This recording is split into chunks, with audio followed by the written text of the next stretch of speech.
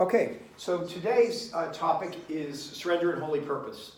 So, to be honest with you, I was given this topic, and again, all of these things come together as Holy Spirit wants them to. This, I have a lot of things my ego would like to talk about, but usually I get guided to talk about what Holy Spirit wants, and usually it's what I need to learn, is what I found. Like teach to learn, right? So you think you're going to share with other people, you're actually reinforcing what you know. So this topic came up, and they asked me to do the workshop, and so I thought deeply about it and went through what I would. And so I came up with what does this mean to me?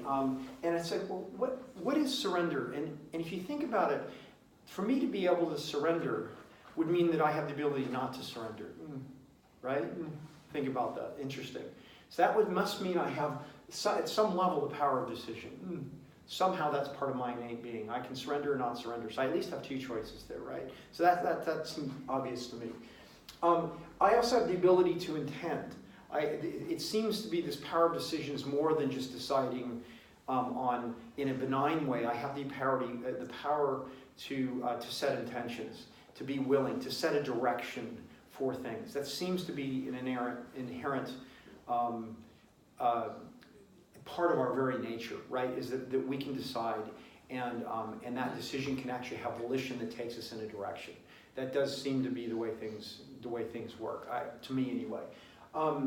But one thing the course that I like, again, this is very much me sharing what's affected me from the course. I don't say that this is any kind of, philosophical treaty or whatever, but I read something and Holy Spirit says, remember that, or, he says, this is important for you. One of the things I read years ago is that the power to choose, it's in lesson 133 if you want to look at it, is that we came here to choose.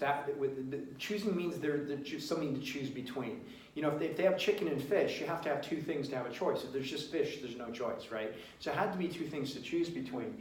And in lesson 133 it says, but the choices are limited to two. It goes on to say, because to make them any more than two, and to make you go through all the raft of wrong choices would have been ungenerous, is the word it uses. Interesting. So I'm down to two choices.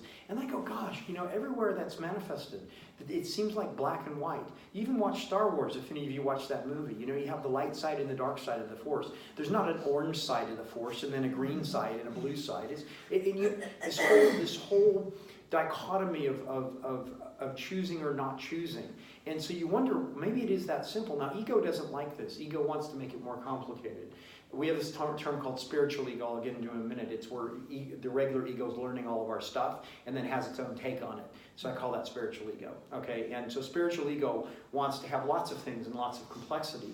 But I wonder if these choices, we have a choice, but it's only chicken or fish. That's it. You got two things you can do. And it seems to be we have to make this choice, and it seems to be this choice is hard. That's how it feels to me. Like, in order for the choice to be meaningful, because if it wasn't hard, it wouldn't really be a choice at all, right? You can have fish or you can have dog food. That's your choice, right? You're always going to choose fish, right? Because who wants dog food? So that's not. But the chicken or fish, they had to make them.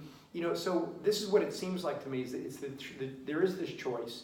And it feels like a video game almost. We were given this video game to make the video game interesting. We had to choose this. Now I'm making up my own analogies about how this feels, but it kind of takes the sting out of it for me. It kind of goes, okay, if this is the game, I have to choose, and this is what it's all about. Then I need to, then go through a process which supports me in my choosing. Now, we have all the teaching about I can just choose now. Enlightenment is now, and there's only the now. I love Eckhart Tolle. I've been studying him before the course and all that. But it seems to me when I studied Eckhart Tolle back in the late 80s, I'm like, I want to be where you are, right? I was inspired, but I didn't see how to get there. And then the course came along. And the course by itself is 365 lessons. So anyone that says, well, you can just do this right now, well, why do we have 365 lessons? There must be a reason, right? There's a process. Why in Buddhism? I always like to cross-reference. Do you have a practice plan that evolves? It just seems to be the way it is. Let's not make it complicated. So there seems to be a process that I need to go through, and there seems to be support for that process when I make the choice to be on it, right? There seems to be, and we're going to do 12 steps in a minute, and it's this process. It seems to be I have to make the choice, I have to put the 2% in, but something else does the 98% once I put my 2% in, something like that. That seems to be the nature. So what is surrender then? Well, surrender, it maybe is saying, I'm going to accept that this is the game, and I'm going to surrender to this process, rather than trying to pretend this experience I'm having is all about something else. And I'm going to, so this is my premise. And so I'm going to take you through a few more slides of how I relate to this. The reason this is helpful, I'm always very practical. I've learned to be very practical. What's the cash value? What is this? Where does this get me? Because being intellectually and having all you guys go, wow, that's a really cool way of looking at that. Well, you go to the next guy and have another cool way, and the next guy, that's not the point. What does it actually get me in terms of my having a sense of peace and closeness to God? That's the cash value. Is it, am I on track? And so that's what this helps me keep at it. It helps me go, okay, that's the game. I can accept this. Just like the gym. I don't like going to the gym, but I know if I go and do my 8 machines 3 days a week, my blood pressure comes down, my body's in pretty good shape. And so I go do it. I've talked myself into it. And I accept that that's the process, and then it becomes a habit almost. So daily practice becomes a habit. So that's the way I see it. So I wanted to cross-reference. So this is a section on what is surrender and holy purpose. Okay. By the way, holy purpose would then be, what am I doing here? What's my purpose? Well, that's a decision, isn't it? Am I going to take my purpose as being on whatever plan this is? Am I going to surrender to that plan? Am I going to say yes to it? Or maybe have a not so holy purpose and do whatever ego wants me to do, that kind of thing, and not do this. So anyway, I wanted to cross-reference the 12 steps. Very powerful. I would argue, being a 12-step guy, the course is all about 12 steps. I saw that early on when I'd done the course before I got into 12 steps. And these things are very powerful. So the very first thing you do in a 12-step is you realize that you can't do it. Whatever it is, whether it's a drug addiction, a gambling addiction, or I would say that this is about the course that we're egoholics. And we cannot, with our own volition, override our egos. We cannot think our way to enlightenment, if you want to look at it that way, right? This ego thing is too powerful for us to deal with on our own. We need help, okay? And the Holy Spirit is the help that, and the rest, right? But the expressions and God out. But God, as the course is very clear, you have to ask, right? You have to. That's the intention part. I have to set the intention. Be willing is the language the course uses. And once I'm willing, so then the second one is I came to believe that there wasn't, even though I'm broken, I can't do this. I through my own will and my own volition, I failed, and I'm going to give up, and maybe I'll go commit suicide or something. A lot of people do at that point, or whatever. But at some point, people get a 12-step program and go, wait a minute, but there's a second step. Maybe there's one last chance here, that there's something greater than my ego that can bail me out here, that can help me. Okay, but I'm going to have to ask it, and when I ask it, I'm going to kind of have to be on its program now.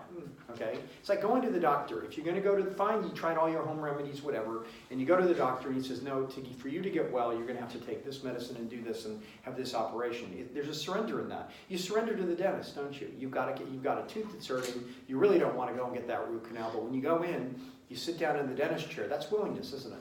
That's an intention. That's a decision. I chose to go to the dentist. I don't have to. And then what did I do? I sat in the chair. Doesn't sound too hard. And I opened my mouth. That's really easy. And who does the work? He does. See, that's the 2%, 98%. So I say a lot of this is going to the dentist, right? By the way, the dentist is working on your teeth, and you're thinking about your grocery list or the argument you just had with somebody or work or something, does that affect the quality of the work the dentist is doing? Not at all, right? God's pretty powerful. The ego tries to convince you that all of its neurotic thoughts and all that are going to interfere with God once you've made this decision, right? That's pretty funny when you think about it this way. Okay, so this is why we learn in meditation that this crazy mind that's going, this thought machine really doesn't, it's all about the intention. It's not about the crazy thought machine. So 12 steps. So made a decision to turn my life and my will. So here's this decision, this intention, this willingness right here. 12 steps. Millions of people have been rescued because of these simple 3 steps here. And by the way, the rest of the steps, if you don't know them, these would deal with grievances, right? Grievances are huge in the course. Grievances, hide the light of the world in me, it says. So grievances actually are the ego's plan for salvation. It's the way it maintains. You should have these grievances. It's grievances against everything. It's raining. That's a grievance. You're railing against the present moment. Ironically, Eckhart Tolle is teaching us to give up grievances because when we're in the present moment, and we're accepting the present moment. By the way, acceptance is the opposite of a grievance. He's teaching us to accept where we are right now, and that's a portal, as he calls it, into the experience of the divine. So, and then of course this is very important. These steps get you into a continuous process of practice, right? Yeah, absolutely. You know, the course is very clear on this. First, it gives you 365, and then it says this course is a beginning and not an ending, right? And you got to keep going. So, and by the way, if you've done the course, I'm sure anybody who's been around a while has done the workbook a lot more than once, right? And, you know, I always say to people, if you're new to the course, do the workbook. Just do it. Just get through it. It's very important to get through 300. Your ego will try a million different reasons to stop you. And I didn't do a lesson right. I would say if you do a lesson 75%, just move on to the next one. You know, if it says you do 3 times and you do it 2 times a day, this is my opinion. Move on. You're going to get plenty of time in your life to go back and do those lessons again. And don't get ahead of, well, I didn't understand the lesson. I was like, you didn't understand it. You're never going to understand. It doesn't work like that. The Holy Spirit's carrying you, but you got to go through the workbook the first time. And so we get a chance to do it again because there's this process of continuous prayer and meditation to improve our conscious contact with God. And then, step 12, we got to go back out and do service. Service is super important in a 12-step program. I now have to go out because in getting out of myself and helping, the energy just multiplies itself. And so that's why, I'm here today, to be honest with you, is that concept. You know, that's just when you learn, you know, and Holy Spirit tells us where we need to go. The ego can make a guilt trip about all that. Oh, you should be going and feeding the poor. No, this is God's world. If he needs me to feed the poor, he'll guide me to do that, and I will do that.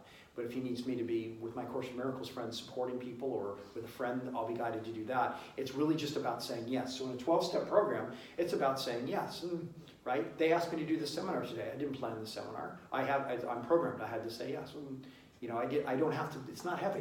It just shows up, and it seems I do the right amount of stuff and all that. So that's 12 stuff. Okay, I love this. This is on my wall. Okay, because this is, if we get into this, I'll read it. Once you accept his plan as the one function that you would fulfill, there is nothing else the Holy Spirit will not arrange for you without your effort. He will go before you, making straight your path and leaving in your way no stones to trip on and no obstacles to bar your way. Nothing you need will be denied you. No unseeming difficulty will melt away before you reach it. You need take thought of nothing, careless of everything, except the only purpose that you would fulfill. And that was given you, so will its fulfillment be. God's guarantee will hold against all obstacles, for it rests on certainty and not contingency. It rests on you, and what can be more certain than the Son of God? Okay, so this is huge. Once you accept his plan, whoa, wait a minute.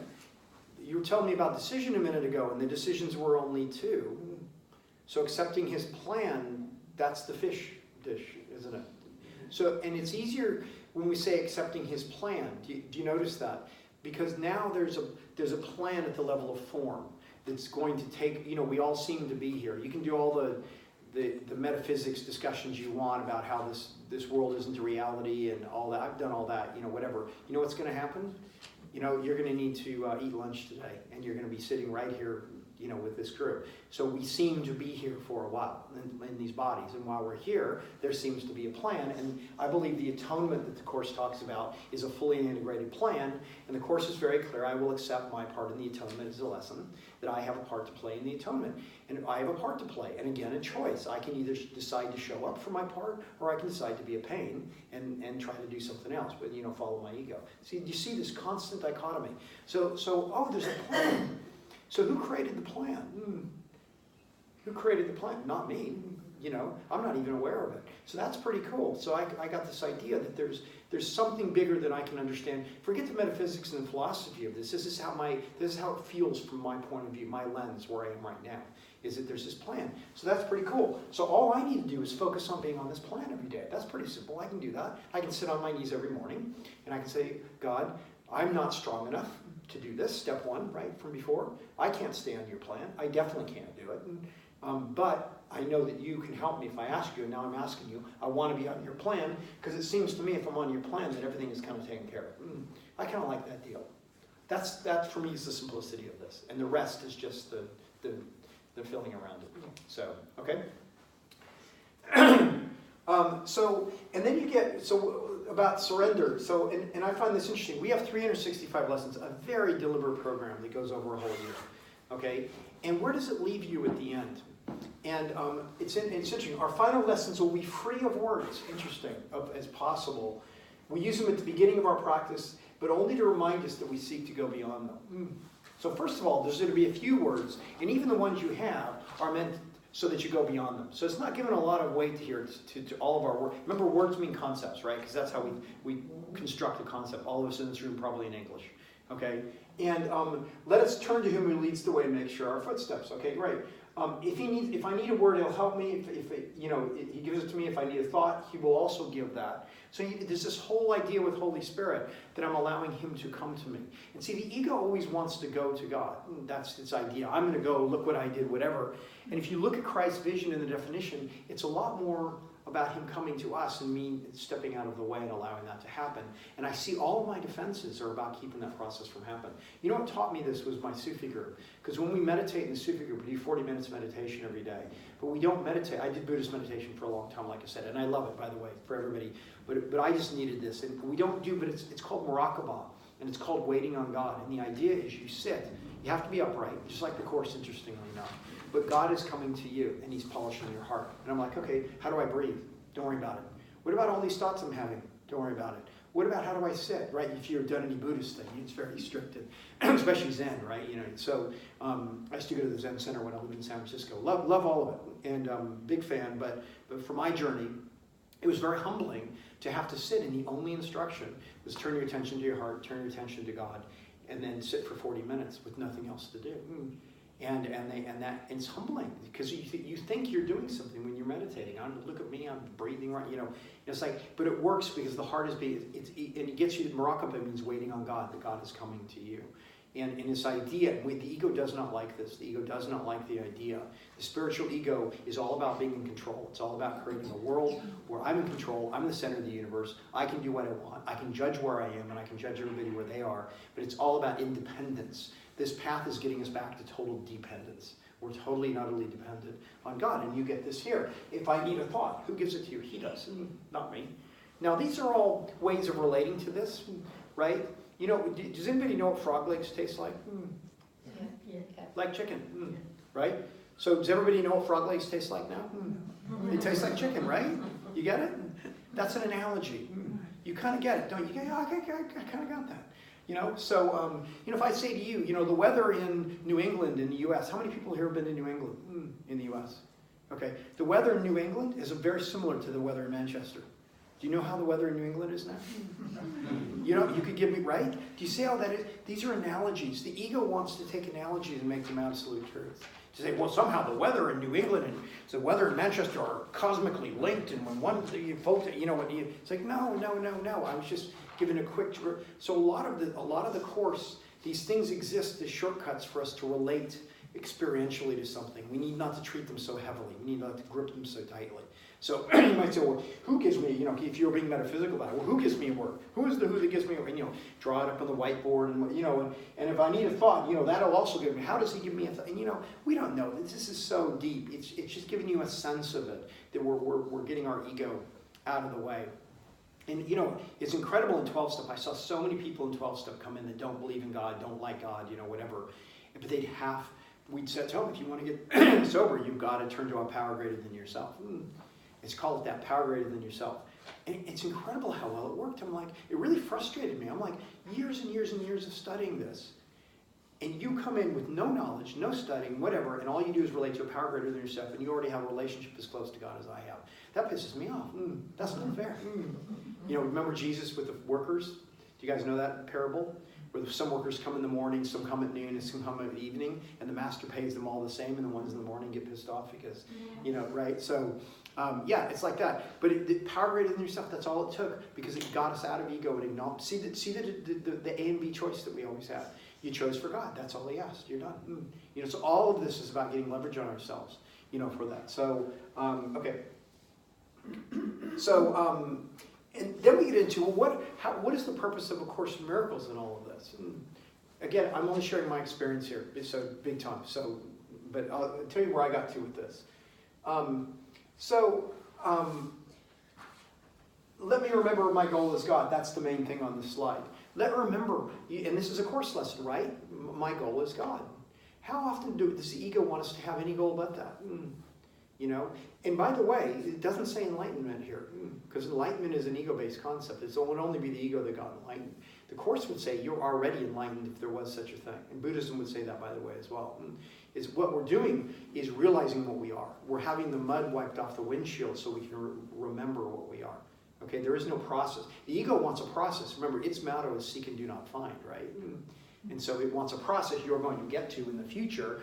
No, the teachers are telling us you're already it, but you're just deluded right now. So you're going through a process of having that delusion, that mud wiped off your windshield, so you can see the light that's already there. That's the huge thing I got from Buddhism. What was that I'm already it. There's not this process that I'm going through to be better. You know, as a sinful, from right Catholic, I'm sinful and I'm moving right.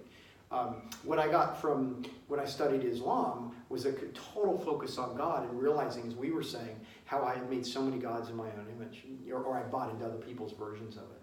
And I really wasn't, and getting away from the definitions of God and actually allowing God to show me what he was, whatever that is. And that can only be experiential.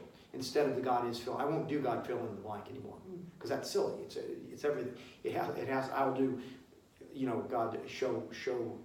I'm willing to be open for you to show me whatever you want to show me right now. It's in this direction. So our only goal is God, right? And that's it. Not enlightenment, not some ego-based goal. My goal is a complete remembering of my oneness with God. That's it. So that's a surrender, right? I'm surrendering to this process. This is my purpose. That's it. So simple. Ego wants them to be all kinds of complicated and all kinds of spiritual variations of this.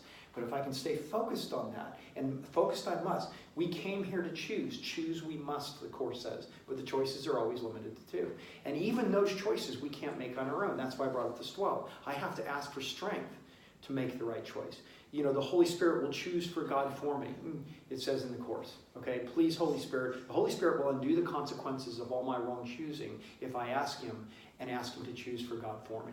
I forget the quote reference for that. So I literally I love that. But I have to ask. That's the willingness. Okay, so what is the Course in Miracles about? I will step back. I will step back and let Him lead the way. So this seems to be about a relationship with something where I'm letting something else do the work. I'm letting something else inform me. I'm letting something else, some other plan. So in the Course, therefore, what is the purpose of A Course in Miracles? To me, again, this is very personal for me. Choosing a surrendered, committed relationship with Holy Spirit. That's what the Course is. It's about, we all sat at Miracle Network and said, what should our, you know, we have a website and we have to say what is our theme. And we asked ourselves, what is the Course's theme? What is the Course really about? With these big talks about it, we came up. The Course is really getting us to develop a surrendered relationship with Holy Spirit, putting Holy Spirit in charge. That's it. Because once you have that, the rest is taken care of. You know, a committed, consistent relationship with Holy Spirit. That's what it's about. It's not about being an intellectual giant. You know, a lot of people read this book. There's 500,000 words in that book. And I know I can read a page and think I know what it meant and read it a month later and that page means something totally different. I did that enough, it started to scare me, and I wrote an article called Defeated by A Course in Miracles. I get it. I'm never going to understand this. It's too slippery. And then I chilled out about it. But that's not the purpose of it. The purpose is to engage my ego, to talk me into going to the gym, to talk me into doing my practice, to develop this committed, to doing my best to develop this committed relationship with Holy Spirit. That's what I think it's about. It's about you putting Holy Spirit in charge. What is it not about, in my opinion? Knowing the nature of the universe. Okay? This intellect thing is not capable of knowing that. It's the wrong piece of equipment. I always say it's like thinking that your iPhone could navigate the space module to the moon. The iPhone's pretty powerful, but it's limited, right? It's not. It can't do that. Becoming prosperous. Okay, you know, all these things where they take Course principles and say some version of your life will be different. Right? See, now we're back to we're not on God's plan anymore, aren't we? No, do you want His plan or not? If you want to be prosperous, now you're on your plan. Now, if you want to say if God's plan is for me to be prosperous, please help me not interfere with that. That's different, right? Please allow me to accept whatever His plan is. But using the Course for ego-based goals is a very ego's very tricky, and ego will subtly try and hook you back in. You might say, well, yeah, but what about the Happy Dreams section? We did a whole seminar actually up in Manchester about a year ago on the Happy Dreams, one of my favorite sections. Absolutely. But it says in there, the happy dream is a byproduct. It's given to you because you made this choice. So he doesn't make hard terms with us. And, the course is once you're on his plan, remember that previous poster, everything you need will be given to you. Every obstacle will melt before you reach it. I think I'll take that. Because prosperous is my ego's version of prosperous. Right? If I put $1 million in all of your bank accounts right now, how much could you spend in the next hour? You couldn't. Do you see, money is just an insurance policy against fear in the future, that I'm not going to have enough. And so, does that mean we don't have money? No, because that may be part of his plan. We don't want to, the ego does the other way. Well, I'll just be in poverty then. The Course, no, renunciation is not part of this path. Have as much money as he gives you, because you probably will use that money to help other people, A good example is I make pretty good money. I'm a software guy, but it means I don't have to charge for anything that I do. And I can do all this, and that's helped. I do a lot of work with people, and it's been very helpful. That I don't have that paradigm going. But that, to me, that's just my story. But so who knows what he wants you to do? He may want you to be, but who cares? Because all you care about is his plan. Prosperous, not prosperous, whatever. And you just say, let me accept your plan. So let me accept. Sorry. Yeah. Could the Holy Spirit guide you to something that would make you less peaceful? Absolutely. That's part of his plan. Ask Jesus. I bet he wasn't very peaceful when he was carrying the thing down. I went to Jerusalem last year where I saw those corridors and all that. Yeah. No, this idea that this path is permanently peaceful. Of course, those are all things are lessons God would have me learn, right? Of course, lesson. And what turns out, and I'll get into this later, because that's a really good point. This path is not easy a lot of the time. Absolutely. And we got all kinds of stuff. And people give up their bodies. They get sick. At Pathways of Light, we have a critical illness ministry. All they do is talk to people with critical illnesses. The lady that founded it died of a critical illness.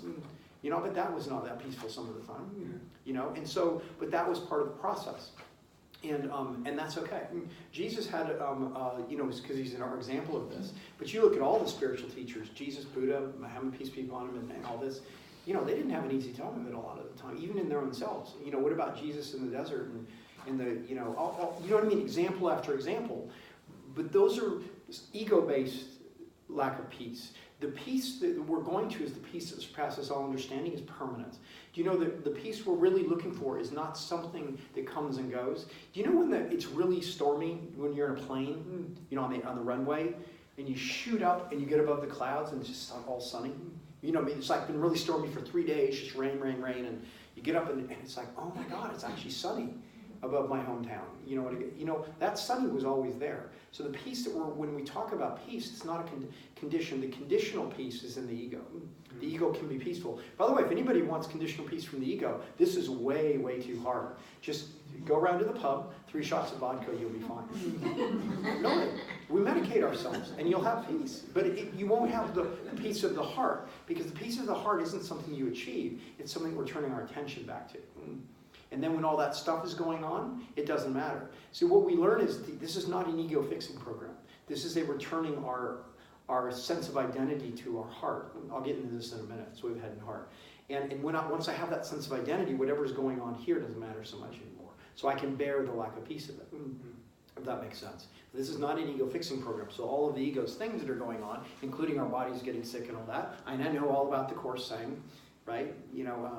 Lesson 50, I'm sustained by the love of God, and you think, all that. But those are very difficult areas to reconcile. But it does seem a lot. Ken Wapnick died of cancer. I mean, the list goes on, right? So what's really going on? Well, maybe this has nothing to do with it. What we're doing is finding a peace that is permanent, that goes way beyond these bodies. And what's happening in our bodies maybe isn't that important.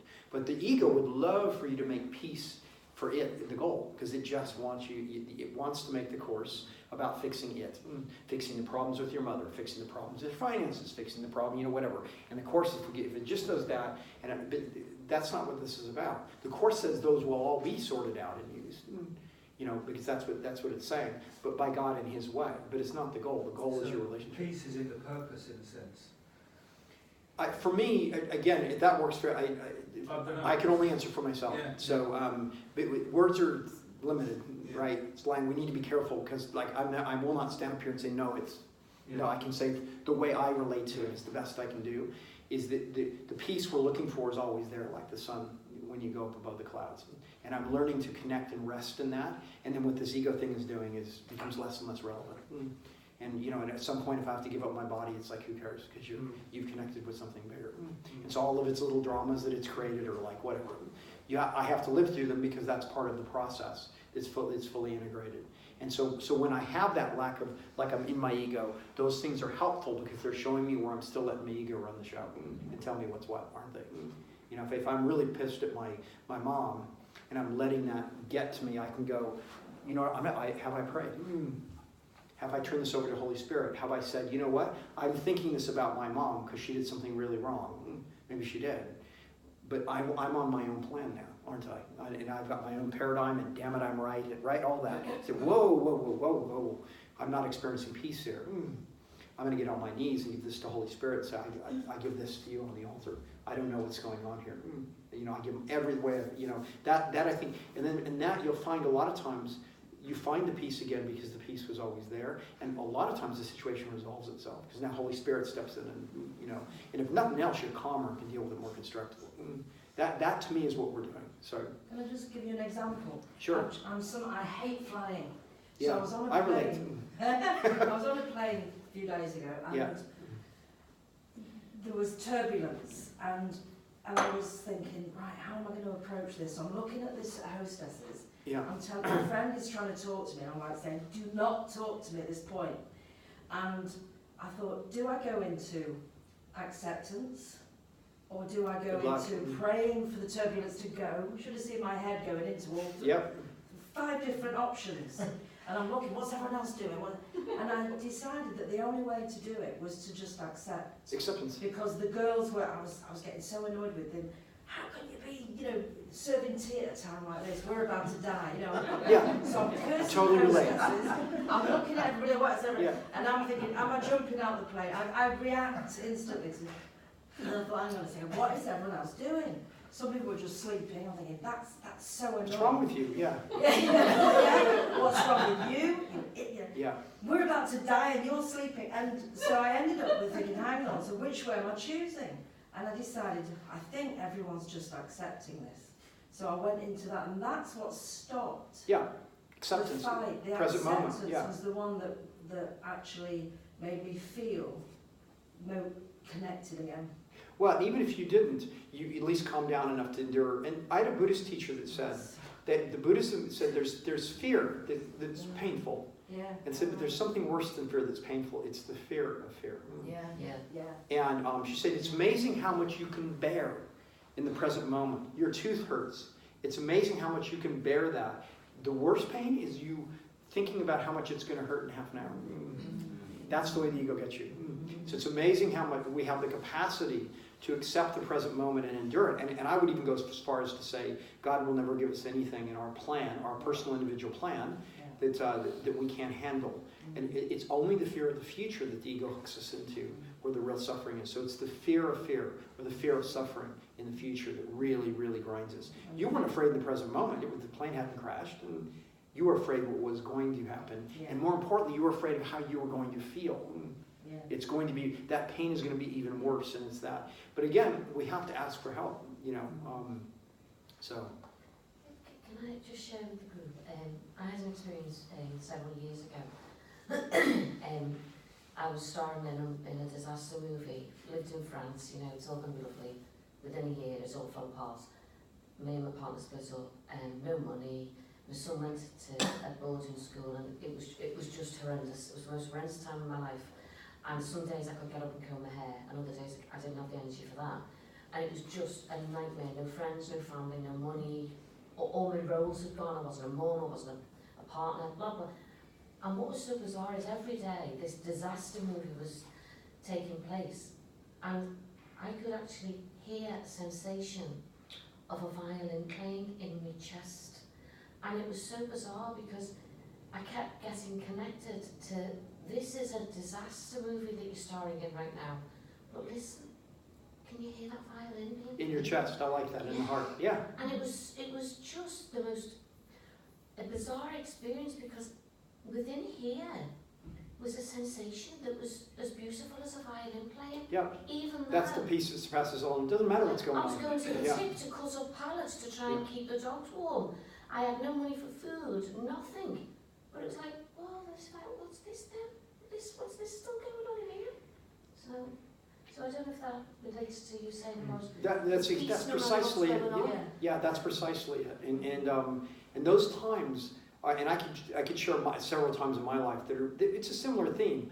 I had everything taken away, and all my paradigms are telling me it was a disaster. But I look back and I go, all those times I was actually okay. Yeah. And then the movie changed, and you kind of get this idea that God's in charge of the movie, and then you get this idea, wait a minute, my only goal is God. I want him to use this lifetime for my remembering him, my waking up, whatever you want to call it, and then also for the benefit of everybody's waking up. Not who cares about, I always say in 50 years your great grandchildren won't even know your name. So what we're doing now, from what it seems, isn't that important. This kind of work is super important because now it's being used for something that's more permanent. This is a Buddhist thing. They really, really get you into how temporary this life is, and therefore this kind of work. But you can't manhandle it with the ego. You just have to say God's plan. And it's very light then, because it just shows up. It shows up and you do the next right thing. It shows up, you do the next right thing. There doesn't have to be this gripping onto, I got to follow my plan. We don't really know what the plan is. It emerges. Eckhart Tolle doesn't know what the plan is. And he just shows up in the present moment and, they want me to do a seminar. Okay, write the next book. When he talks, it just comes. Be on Oprah. Yeah, why not? And how did that happen? If you remember him on Oprah and stuff. And, he just said, the next thing just happened. It wasn't, like that. And we can trust that process. The trick, though, is, and this is where the ego can trick us, we have to show up for the plan. We must show up. You got to show up for work. It's very easy for the ego to say, well, if God's got this, I'm going to go smoke a joint and sit in the corner and it'll all be okay. Ken said so. No. No smoking joints in the corner. You got to show up for your plan that day. You have to work it. Not hard. This is why I use the term showing up. I didn't say show up and work hard or show up and stay focused or no value judgments, but you gotta, you know what I mean? You gotta engage it. Whatever practices you've been given, you gotta do. Whoever you have to work with, and you have to work whatever's arising in that day. You have to be present. Medicating ourselves or distracting isn't it? But it's very light and at the same time. That's what I find. So this is all of these things. Becoming a better person. What does that even mean? Right? So, an ego. None of these are bad, by the way. But what they are is they're given by God in his own way. But people make the course about as if this was the objective. And then you know what happens? The ego loves spiritual ego loves to set itself up as the judge of your spiritual practice. Do you know why it does that? Because it set itself up as the judge of everything else in your life. Do you think this is going to be any different? It's so that it judges you as a worker, you as a partner, you as on and on and on. And the ego is like a fruit machine. Anybody ever walked into a pub and put a pound in a fruit machine? Right? What happens a lot of the time? 1 pound. You don't get anything. You get 2 pounds back. You're lucky. You get 2 pounds back. They do. I swear to God. You get 2 pounds. Whoa, that's really cool. So what do? Put it back in. You know what happens? You don't get 2 pounds back or anything.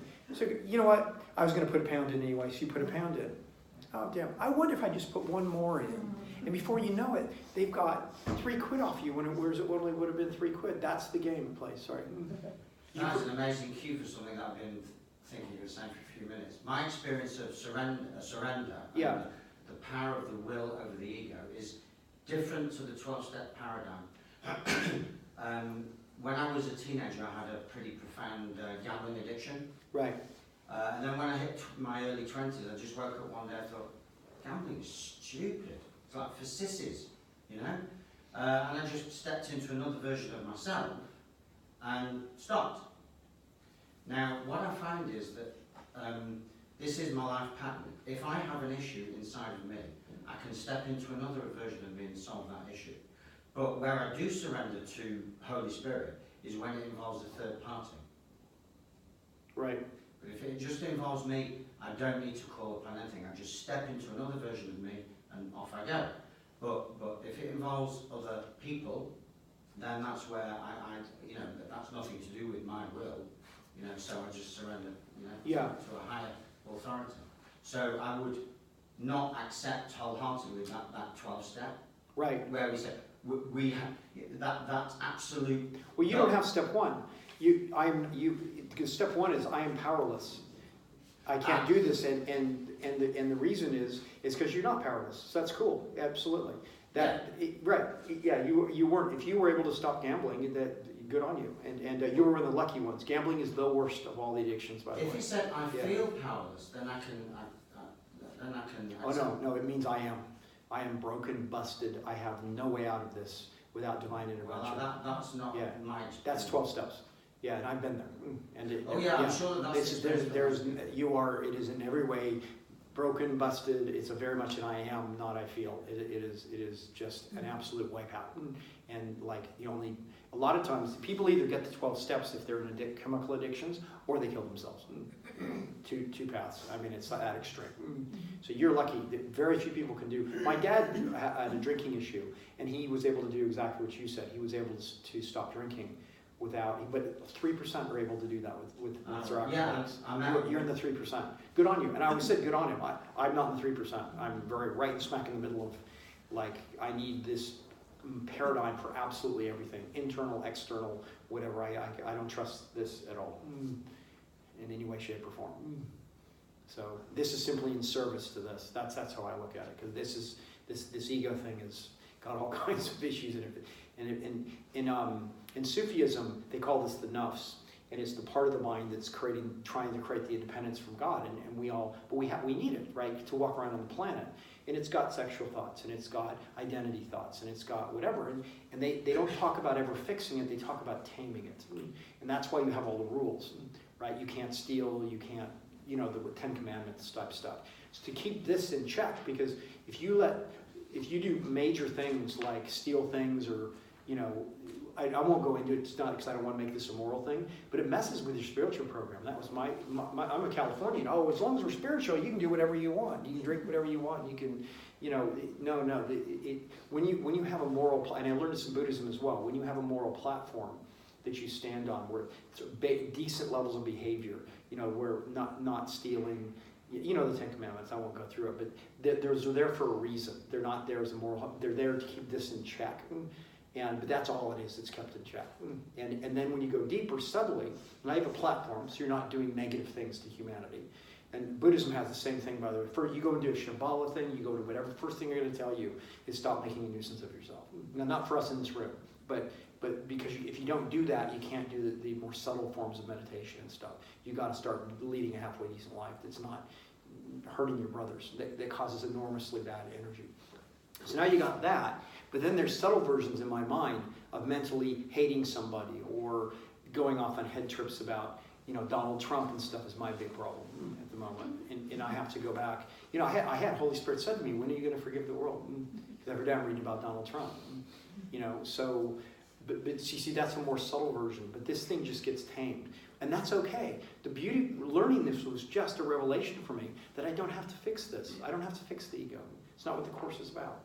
The Course is about returning me to the heart. But and so we all have our different ways of relating to that. The 12 steps is there for people that can't do what you did. Right? Yeah. In my opinion. Because my dad could do what you did, and it wasn't there for him. He may have benefited from other things in his life, but from his drinking thing, no. Hey, good on you. It's there. I've seen lots of people come in, and it's this or die. It's just where they are. It's that bad. I mean, I hate to be extreme, but that's the truth of it. And so, yeah, you are broken. But it's amazing. Everybody comes back that gets the 12 steps and says, I'm so grateful because I found God. I found genuine surrender. I needed to be smashed into the ground. And in that 12 steps, I actually found something that deals with all of my life, not just my addiction. I found God. I found a genuine relationship with a higher power. Almost everybody that's a successful 12-step person will tell you that. Most of them wanted nothing to do with God when they came in. So we don't call it God. You call it a higher power. But it's that decision they were able to make.